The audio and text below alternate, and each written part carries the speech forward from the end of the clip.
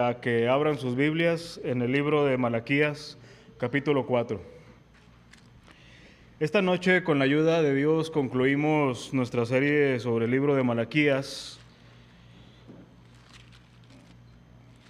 que hemos puesto un tema general a manera de pregunta, como si Dios aún estuviera simbrando en nuestros oídos el pensamiento de: si ustedes dicen que soy su padre, ¿dónde está mi honra y dónde está vuestro temor? Ese es el tema general que hemos estado viendo a lo largo del libro de Malaquías. Y hoy, con la ayuda de Dios, vamos a concluir bajo el siguiente título: Viviendo bajo la expectativa del día de Jehová. Viviendo bajo la expectativa del día de Jehová. Ahora, soy consciente, hermanos, de que normalmente no pasa mucho tiempo para que una vez que hemos escuchado algún sermón, se nos olvide lo que escuchamos. En algún tratado sobre la predicación leía que no dura más de 3 semanas la esencia del sermón en los oyentes de una manera de promedio.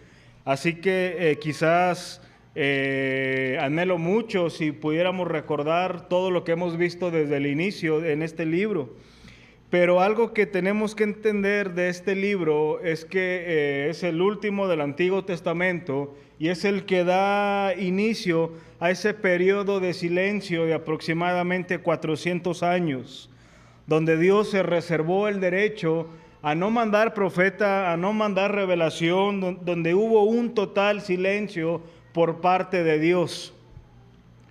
Hay algunos libros no de carácter de inspiración, sino apócrifos, que intentan narrar este tiempo, todo lo que sucedió, algunas guerras, algunos sucesos que, si bien son históricos, no forman parte de las Escrituras, ni forman parte para que nosotros los consideremos a manera de norma y de fe en la vida práctica de la iglesia o como doctrina.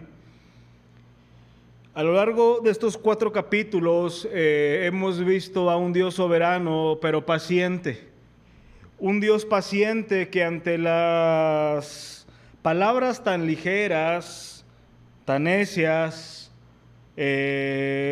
con tanta ceguera, el pueblo le reclamaba a Dios.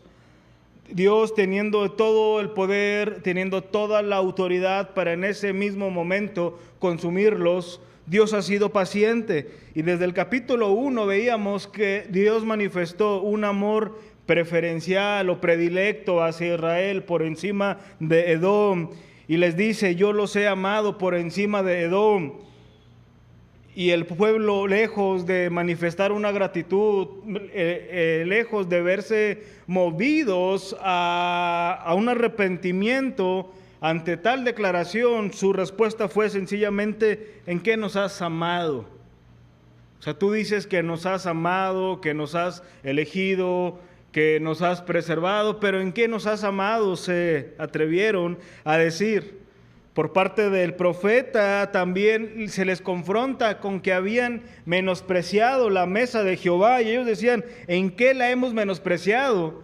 Ellos conocían las demandas de un Dios para las ofrendas y sabían que no podían ofrecer a un animal cojo, ciego o enfermo, y ellos, tan ligeros, ofrecían a Dios los sobrantes, de tal manera que Dios les dice: ofrece eso a tu príncipe, a ver si es cierto que te lo acepta. ¿Por qué con otras personas das lo mejor y conmigo, que soy el dueño de todo, das los sobrantes, das la miseria o das lo que te queda en cualquier aspecto? Y eso lo trasladamos para nosotros, no solamente en aspectos de dinero, no solamente en aspectos de tiempo, en todo lo que somos, Dios demanda lo mejor. Y así hemos visto cada aspecto, cada vez que el pueblo toma una pregunta tan ligera. Pero un tema que pudiéramos decir que predominó en esta carta, o un sentir, mejor dicho, que predominó en esta carta por parte de Israel, era su aparente queja porque los impíos eran prosperados, avanzaban por encima de ellos que se consideraban justos. De hecho, eso fue el último tema que vimos hace 2 semanas, cuando una vez que volvieron a considerar eso, que los impíos prosperaban, que avanzaban, etcétera, etcétera, ellos decían, por demás es servir a Dios y por demás es guardar la ley.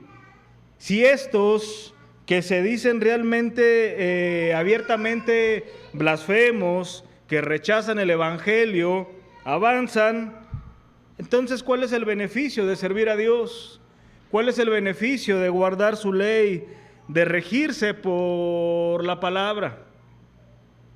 Ahora, hemos hecho las acepciones, hermanos, porque recordemos que este pueblo estaba regido bajo el antiguo pacto, con sus demandas, con sus condicionantes, pero nosotros, participantes de un mejor pacto, el estándar es más alto, los beneficios son mayores, porque mientras que a ellos se les prometió mejoras en cuestiones de tierra, de su ganado, todo lo que tenía que ver con aspectos materiales, nuestra herencia es mucho mayor que la de ellos. Nuestra herencia es Cristo y todo lo que le pertenece a Cristo, por estar unidos a Él, somos participantes de esa herencia incorruptible, inmarcesible, que le pertenece a nuestro Señor. Y así es como llegamos al capítulo 4, y quisiera concluir brevemente resaltando algunos aspectos que nos dice nuestro pasaje. Pero antes menciono lo siguiente. La predicación de la palabra y la exposición es algo que tan valioso, es algo de suma vitalidad en la vida de la iglesia. Y lamentablemente hemos visto continuamente cómo esta palabra se ha sustituido por un mensaje meramente pragmático, humanístico y terapéutico. La predicación bíblica, tenemos que estar nosotros, hermanos, conscientes que atenta contra el corazón y con la voluntad de las personas, con el fin que puedan ver a Cristo como su única esperanza y su única respuesta ante su pecado. Nosotros no fuimos llamados principalmente a sanar las heridas emocionales de las personas, aunque creemos que una persona que ha conocido a Dios tendrá las bases para que en algún momento tener esa estabilidad emocional y someter todo su ser a Cristo. Pero la predicación busca reconciliar al hombre con Dios por medio de la fe, evidenciando un verdadero arrepentimiento. Y digo todo esto porque es necesario que le demos relevancia a todo el consejo de Dios y no solo aquello que nos agrada. Al menos en mi caso, hermanos, yo sí suelo a veces visitar a algunos sitios del internet o algunos blogs o algunos libros, y me gusta estar un poquito empapado de lo que se suele estar predicando en otros lugares, y me llama tanto la atención la tendencia general de las predicaciones en muchos lugares, donde pareciera ser que el propósito es relevante y un mensaje que atente contra su pecado, contra su condición y que advierta sobre un juicio venidero, pareciera ser que no tiene cabida en muchos lugares y en muchos púlpitos. Nuestro pasaje que tenemos hoy por meditar menciona o da fuerza a la veracidad de Dios. Se nos presenta un Dios veraz y que va a poner en silencio a todos aquellos hombres que en algún momento cuestionaron dónde está el Dios de justicia, o aquellos que anduvieron diciendo Dios se complace de la maldad de los hombres, Dios se agrada de los soberbios, Dios se agrada de los altivos. Y vemos este pasaje, aunados a más, pero nos vamos a limitar a este pasaje, ver la veracidad de Dios al poner silencio y a enmarcar una vez más lo que será el castigo de tales hombres. Así que yo quisiera que en primer lugar consideremos la gran diferencia del día de Jehová entre los justos y los impíos. Vean versículos 1 al versículo 3. Malaquías capítulo 4. Porque he aquí viene el día ardiente como un horno, y todos los soberbios y todos los que hacen maldad serán estopa. Aquel día que vendrá los abrazará, ha dicho Jehová de los ejércitos, y no les dejará ni raíz ni rama. Mas a vosotros, los que teméis mi nombre, nacerá el sol de justicia, y en sus alas traerá salvación, y saldréis, y saltaréis como becerros de la manada. Hollaréis a los malos, los cuales serán ceniza bajo las plantas de vuestros pies, en el día en que yo actúe, ha dicho Jehová de los ejércitos. El capítulo 3 finaliza con las palabras en que iba a haber un momento aunado a ese juicio en que Dios iba a establecer clara diferencia entre los justos y los malos, entre el que sirve a Dios y el que no le sirve. Así dice el versículo 18 del capítulo 3. Y este capítulo 4 viene hablando precisamente la continuidad de ese pensamiento y ahonda un poquito más sobre la explicación de la diferencia entre los malvados y la liberación de los piadosos por parte de Dios. Lo que tenemos que considerar de una forma muy simple es que se nos está hablando de un día futuro, porque dice nuevamente el versículo 1, he aquí viene el día ardiente como un horno. En el capítulo 3, hermanos, no vamos a ir allá, pero se nos habló ya previamente de una profecía que tuvo su cumplimiento en la persona de Cristo, hablando de su primer venida. Esa vez cuando iba a ser el precursor, Juan el Bautista iba a preparar el camino para cuando llegara el Mesías. Pero aquí ya no está hablando de ese primer evento, está hablando de su segunda venida. En aquel día, dice, va a haber un juicio futuro y habla precisamente de los soberbios y de todos los que hacen maldad. Miren nomás, para hacer un recuento, el énfasis que da el profeta a este día en su parte final del libro. Vean el versículo 17 de Malaquías 3. Dice, y serán para mí especial tesoro, ha dicho Jehová de los ejércitos, en el día en que yo actúe, y los perdonaré como el hombre que perdona a su hijo que le sirve. Aquí está hablando de un día especial, pero aquí está hablando de ese día con posición a los justos.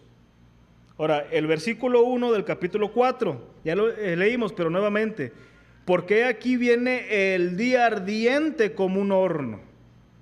Versículo 3, hollaréis a los malos, los cuales serán ceniza bajo las plantas de vuestros pies, en el día nuevamente en que yo actúe, ha dicho Jehová de los ejércitos. Y versículo 5 una vez más, he aquí yo os envío el profeta Elías, antes que venga el día de Jehová grande y terrible. Sin duda alguna, el profeta hace un gran hincapié a ese día final, a ese día tormentoso para los impíos, benéfico para los justos, y son sin duda alguna un referente escatológico para establecer el día del juicio de Dios. Ahora, según nuestro pasaje, hermanos, este día está destinado, dice, para los soberbios y para los que hacen maldad. Así dice el versículo 1, que va a haber un día ardiente como un horno, y todos los soberbios y los que hacen maldad serán estopa. Así que no está hablando de una generalidad, sino que está hablando específicamente un día destinado para los soberbios y los que hacen maldad.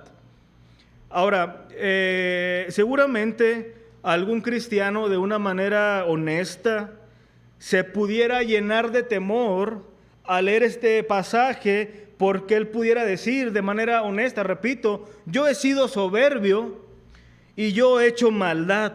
Creo que nadie aquí pudiera argumentar que alguna vez no ha sido soberbio, no ha sido altivo y que nunca ha participado de la maldad. Yo creo que todos los que estamos presentes, en algún momento eso nos ha caracterizado: la altivez, el orgullo, la soberbia, y hemos participado de la maldad. Ahora, para tranquilidad de esos hermanos que de manera honesta se pudieran preguntar: ¿está hablando de mí? ¿Está ahí yo estoy incluido? Les digo lo siguiente: aquí el profeta no está hablando, o la cuestión que está tratando el pasaje no es sobre los que han actuado en algún momento de su vida soberbiamente o han pecado.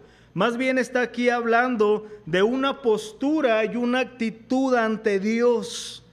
Aquí el profeta está hablando de aquellos hombres que rechazaron abiertamente al Señor, aquellos que creyeron podían burlar a Dios y resistir su justicia.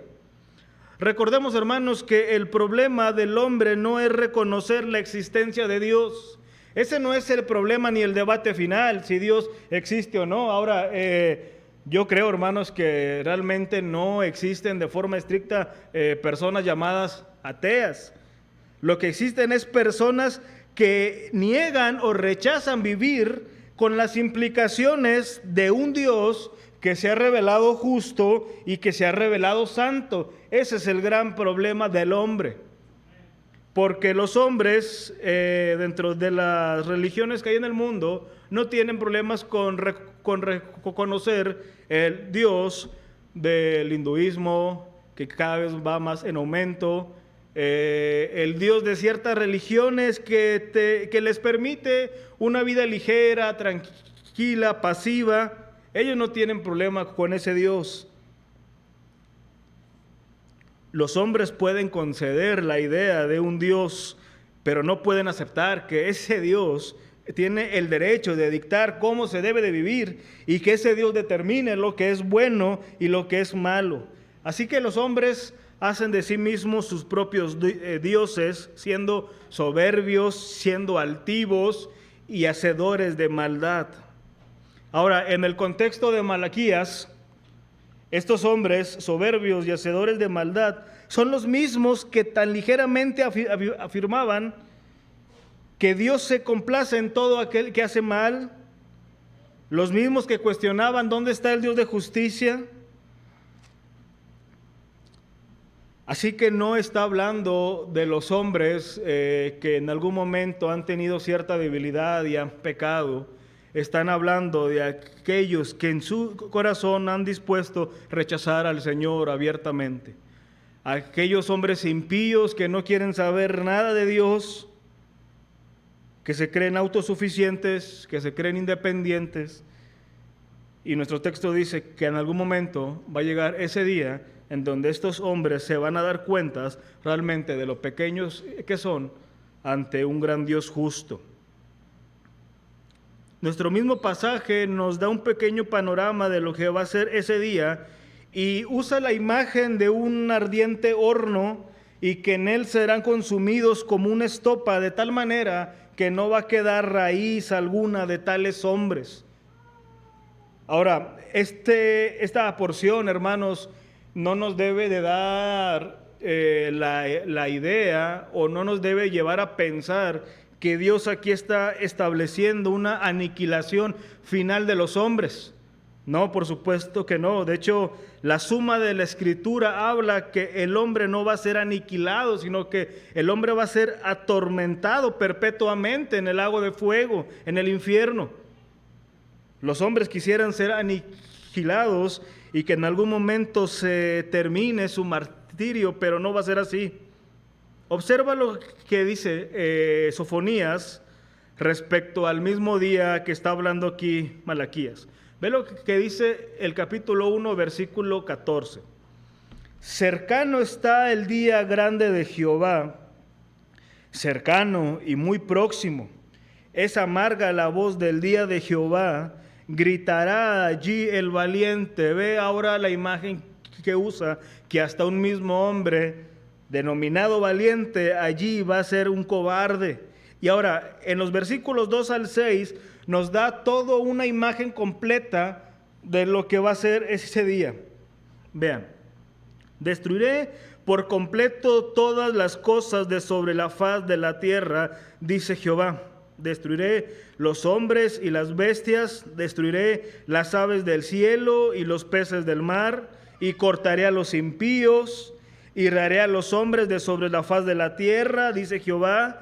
Extenderé mi mano sobre Judá y sobre todos los habitantes de Jerusalén, y exterminaré de este lugar los restos de Baal y el nombre de los ministros idólatras con sus sacerdotes, y a los que sobre los terrados se postran al ejército del cielo, y a los que se postran jurando por Jehová y jurando por Milcom, y a los que se apartan de en pos de Jehová, y a los que no buscaron a Jehová ni le consultaron.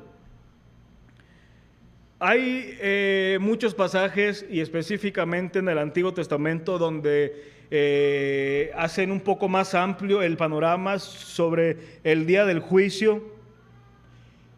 Pero yo creo, hermanos, que cuando leemos estos pasajes y los meditamos un poco, se nos hace tan ilógico y tan absurdo que algunas personas pudieran decir que si acaso existe el infierno, dicen las personas, es en esta vida.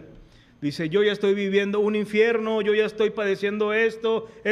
La verdad, hermanos, es que llegará el gran día del Señor, donde todos los hombres serán humillados y donde el Señor verdaderamente manifestará en plenitud su justicia. Sin embargo, no todo es juicio en nuestro pasaje, y les hablaba que en primer lugar estamos viendo la gran diferencia entre los justos y los impíos. Y observa ahora la gran diferencia donde todos nos beneficiamos si verdaderamente estamos en el Señor. Versículo 2 dice, mas a vosotros los que teméis mi nombre. Yo me imagino que estaban estos hombres espantados, ahuyentados de temor, confundidos quizás por lo que estaban escuchando, y llega el profeta y les dice, tranquilos, porque a vosotros, ustedes que temen mi nombre, a ustedes que les había dicho ya que eran mi especial tesoro, esos que no participaron de los rumores contra mi persona, a ustedes nacerá el sol de justicia, y en sus alas traerá salvación, y saldréis y saltaréis como becerros de la manada. Una clara distinción de los justos contra los impíos. El mismo día para algunos será dolor, mientras que para los otros será salvación total, salvación plena. Evidentemente, el día de Jehová, que será fuego para los impíos, será como luz del mediodía para los justos. La frase del sol de justicia solamente aparece aquí en toda la Biblia, pero no podemos ignorar su clara alusión a la persona de Cristo. Vean lo que dice Jeremías, capítulo 23, versículo 5. Dice, he aquí que vienen días, dice Jehová, en que levantaré a David renuevo justo y reinará como rey, el cual será dichoso y hará juicio y justicia en la tierra. La justicia resplandecerá como el sol. Esta palabra salvación, que en el original es marpé, en otras versiones se suele traducir como salud, como sanidad o como restauración. Sin duda alguna alude a ese poder restaurador de justicia que serán advueltos todo el pueblo de Dios, saludables como los rayos del sol. El pueblo de Dios va a ser restaurado y renovado espiritualmente. Aquí estos justos se les denomina porque temen su nombre. Y sin duda estamos, hermanos, ante un beneficio para nosotros, porque si bien nosotros somos llamados a clamar para que otros hombres que rechazan a Dios gusten el arrepentimiento, también nosotros deberíamos de motivarnos, alentarnos a saber que el Señor ha puesto un día en el que su justicia será plena sobre la tierra. Un lugar en donde por fin gozaremos con el Señor plenamente. Y de hecho ese es el cuadro, vean lo que dice aún en el versículo número 2. Y saltaréis como becerros de la manada. Una frase muy usada en el Antiguo Testamento para aludir a esos animales que después de pasar mucho tiempo encerrados, por fin iban a experimentar una vida de alegría porque iban a estar libres, por así decirlo. La idea es el tener en mente el gozo y la gratitud de aquel momento en donde nosotros estaremos a plenitud con nuestro Señor. Es por eso que es inconcebible pensar que algunos digan que la mejor vida es aquí y ahora. Nuestra mejor vida no puede ser aquí. Nuestra mejor vida no puede ser este tiempo. Y por más, hermanos, de que usted pudiera estar pasando una plenitud laboral, familiar, física, de que esté en sus mejores años, no tienen comparación con lo que va a ser ese momento especial de nosotros con nuestro Señor. Pero en segundo lugar, hermanos, de este pasaje, ahora yo les quisiera compartir nuestra responsabilidad ahora al conocer o al recordar esta verdad. Versículo 4.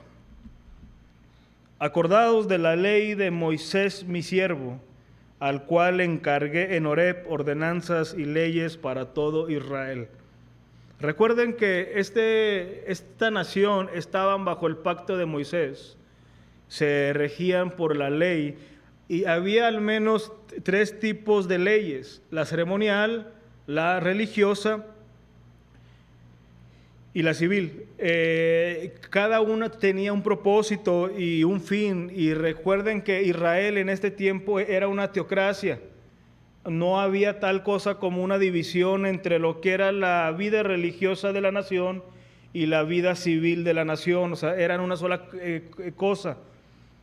Sin embargo, aunque nosotros ya no estamos en ese pacto, hay implicaciones en esto. Lo que les trataba de decir aquí el profeta a estos hombres es: una vez que ustedes ya son conscientes que va a haber un día de juicio final en el que los injustos van a ser consumidos y en el que los justos van a ser beneficiados, mientras llega ese día, ustedes acuérdense de la ley de Moisés, recuerden las ordenanzas y cúmplanlas. Vivan en armonía tal ley mientras llega ese día. Sin duda alguna, estas palabras eran para advertir a la nación, puesto que el día de juicio es eminente, les corresponde a ellos vivir conforme a esa ley, y esa conducta les iba a servir a ellos para su propio testimonio, para saber que verdaderamente estaban o no dentro del pacto de Dios. Y esto no es diferente a nosotros. Y esto no es tan diferente a nosotros, y sin duda alguna, hermanos, una implicación para nosotros es cómo deberíamos de vivir nosotros sabiendo que el gran día del Señor se acerca.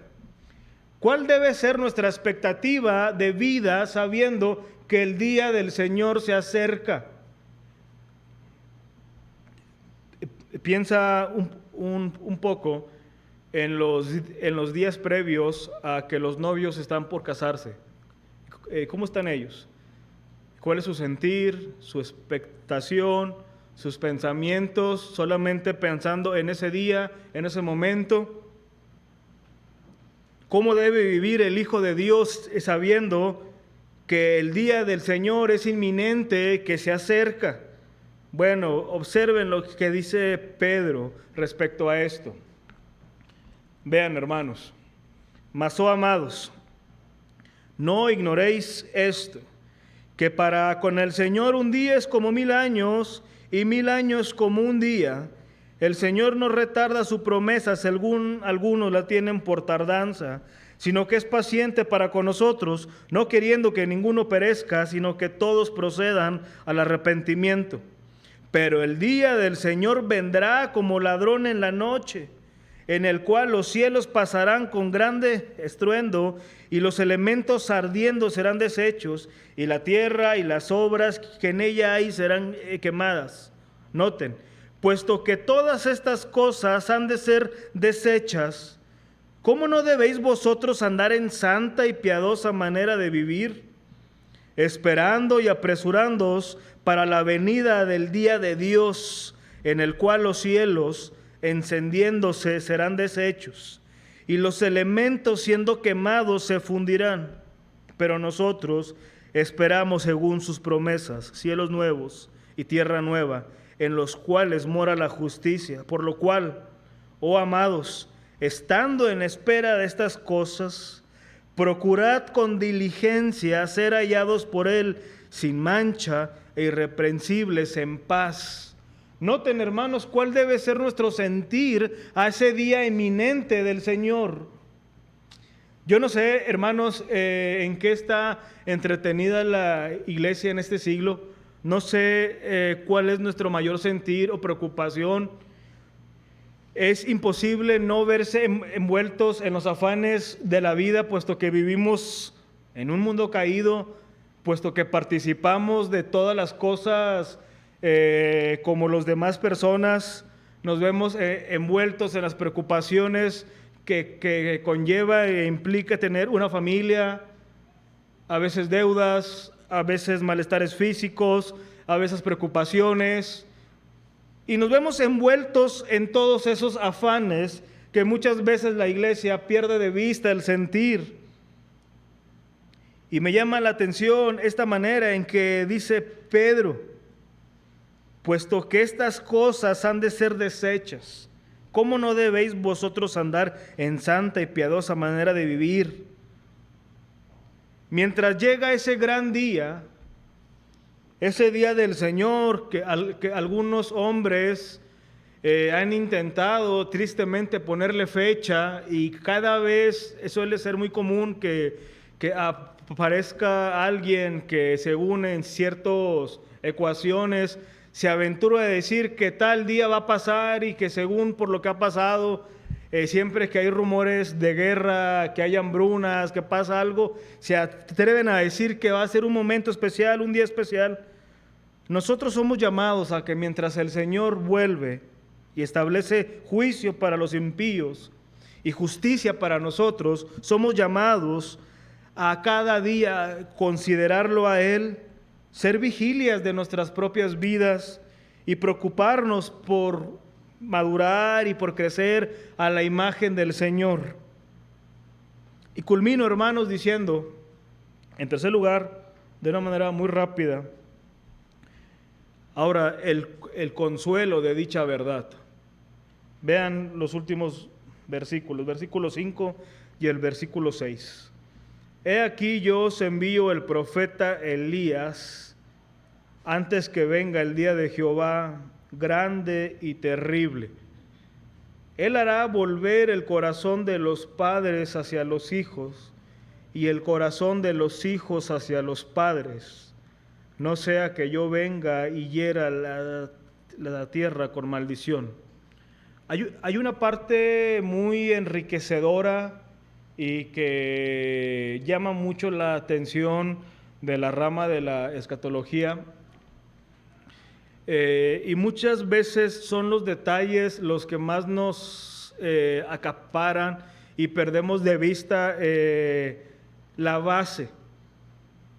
Aquí se nos está diciendo que antes de que venga ese día terrible, ese día del día de Jehová, he aquí será mandado el profeta Elías. ¿Qué tenemos que decir a esto? Bueno, ya Dios había prometido que vendría un tipo de Elías y que iba de algún modo a ministrar antes del día de Jehová. Este es el único pasaje entre todos los profetas mayores y menores que habla de un posible ministerio futuro de Elías. Muchos han intentado ligar esta parte con el capítulo 3, versículo 1. Vean, cuando dice: he aquí yo envío mi mensajero, el cual preparará el camino delante de mí, y vendrá súbitamente a su templo el Señor, a quien vosotros buscáis, y el ángel del pacto, a quien deseáis vosotros. Sin embargo, ya Mateo, y esto lo vimos en su momento, Mateo habla específicamente que este mensajero evidentemente era Juan el Bautista, aquel que iba a preparar el camino para el Señor en su primer venida. Ahora, en el Evangelio de Juan, capítulo 1, fue el mismo Juan el Bautista que rechazó explícitamente que él fuera Elías. Incluso cuando Cristo lo llamó Elías, quien había de venir, él condicionó esa designación con la frase: si queréis recibirlo. En Mateo 17, me estoy yendo muy rápido, hermanos, solamente para decir lo siguiente: se presenta una solución a ese problema sobre el Elías del que está hablando aquí. Después que Elías apareció con Cristo en la transfiguración, los discípulos preguntaron acerca de la futura venida de ese Elías. Jesús, obviamente hablando después de la muerte de Juan el Bautista, afirmó: a la verdad, Elías viene pronto y restaurará todas las cosas. Con estas palabras nosotros podemos ver que evidentemente el pasaje que tenemos aquí no habla del ministerio de Juan el Bautista. Ahora, todo pareciera ser, en el libro de Apocalipsis se nos presentan dos testigos que probablemente van a estar predicando en algún momento de la historia, y donde por medio de ellos el Señor salvará a muchos. Ahora, lo interesante aquí es poder saber si se habla de un tipo de Elías en el sentido de que tenga su mismo vigor, su misma fuerza, o se esté refiriendo al mismo Elías.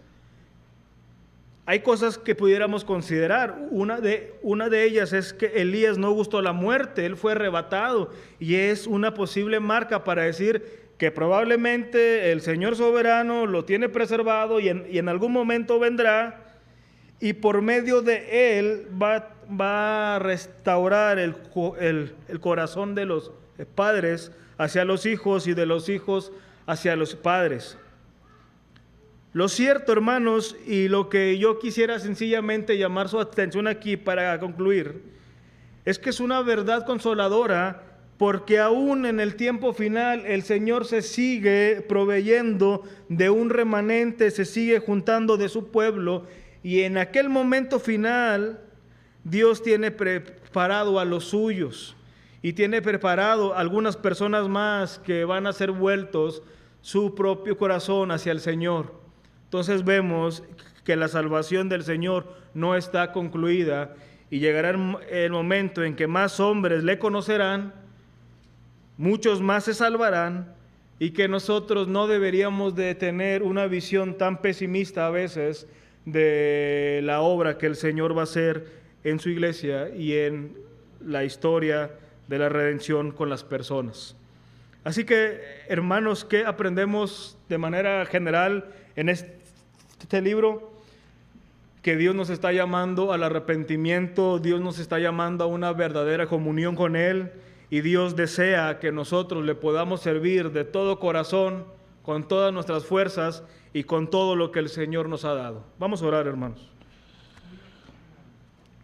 Padre, te damos gracias, Señor, porque tú nos permites avanzar. Gracias, Señor, por tu paciencia y por ver, Padre, tu proceder en el pasado.